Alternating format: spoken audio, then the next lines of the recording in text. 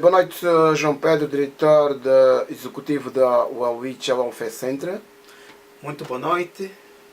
Portanto, eu estou cá neste momento para fazer uma pequena entrevista com o senhor diretor executivo sobre o centro, portanto, em relação ao apoio que tem dado à comunidade durante a existência deste centro, visto que durante este tempo todo a concorrência tem sido maior neste centro. Portanto, começando, fazia a seguinte pergunta: como apareceu a ideia de criar a Welwitschia? A ideia de criar a Welwitschia apareceu exatamente quando eu trabalhava no Citizen Advice Bureau de Wood Green. Isso é no município de Haringey, Londres, e trabalhava nesse escritório. Também é um escritório que apoia aos imigrantes, não só, também os ingleses, quase toda a comunidade. Então eu era o único trabalhador lá que falava certas línguas, que falava português, francês e inglês, e vi também que havia necessidade de criar um centro, porque havia muita gente da expressão portuguesa, ia lá nesse centro, mas eu era sozinho. Então daí começou a sair assim, ou ter essa ideia de um dia eu fundar um centro de apoio para as pessoas de expressão portuguesa. Sendo num país estrangeiro, não pensou nas dificuldades que poderia encontrar ao criar este centro? Claro que sim, pensei nisso e não foi fácil. Não foi fácil porque, já sabe, houve muitos obstáculos para atravessar. Primeiro, para encontrar membros ou pessoas que podiam fazer parte desse centro, as pessoas que iam ajudar. E também problemas financeiros. No princípio não foi fácil, então, mas eu tinha sempre aquela vontade e amor e confiança e fé que um dia tínhamos que ter um escritório especificamente para Palopes.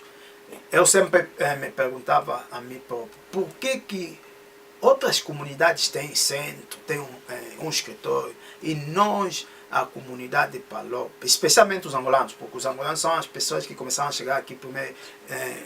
Se vê, se comparar com outros Palopes, os angolanos começaram a chegar aqui nos finais dos anos 80. Então, por que os angolanos não têm um escritório, ou Palopes não tem um escritório? Então, aí a determinação foi que tenho que conseguir, ou temos que conseguir um dia ter um escritório. Em que ano é que, portanto, fundou o centro? Ou que o centro foi fundado, portanto? Ora bem, o centro foi fundado em dezembro de 1998. Quantas pessoas fizeram parte da fundação deste centro? Da fundação desse centro, naquela altura, eram 3 pessoas. 3 pessoas, sim. Portanto, depois da fundação do centro, Sim. qual é a forma que usou no sentido de dar a conhecer os trabalhos que prestava o centro? Sim, depois da fundação do centro, vou começar. Iniciou o centro quando tivemos a ideia, eu tive a ideia de fundar o centro com 2 amigos. Então começamos a fazer as papeladas e os documentos, o processo de dar entrada ou de legalizar oficialmente o centro no Charity Commission. E depois começamos a dar a conhecer pouco a pouco nas pessoas, as amigas, a divulgar nas igrejas. E a divulgação no princípio não foi assim tão alargada, porque não tínhamos ainda o escritório. Então iniciei em casa, na minha casa, comecei a trabalhar, compramos um computador, uma impressora, começamos a trabalhar em casa, e depois muita gente começou a saber sobre o centro, a ajuda que nós prestávamos. E o que é que nós fizemos? Começamos a procurar do sítio onde as pessoas podiam ir à vontade, e foi difícil de encontrar esse centro. O que é que eu fiz? Fui falar com um padre da Igreja Católica em Seven Sisters. O padre aceitou de nos dar o sítio, a sala para começar a recolher o pessoal da nossa comunidade, mas com uma condição: não podíamos instalar o telefone, nem podíamos levar lá o computador. Então fazíamos tudo aí manual, depois levava em casa e dava continuidade do trabalho.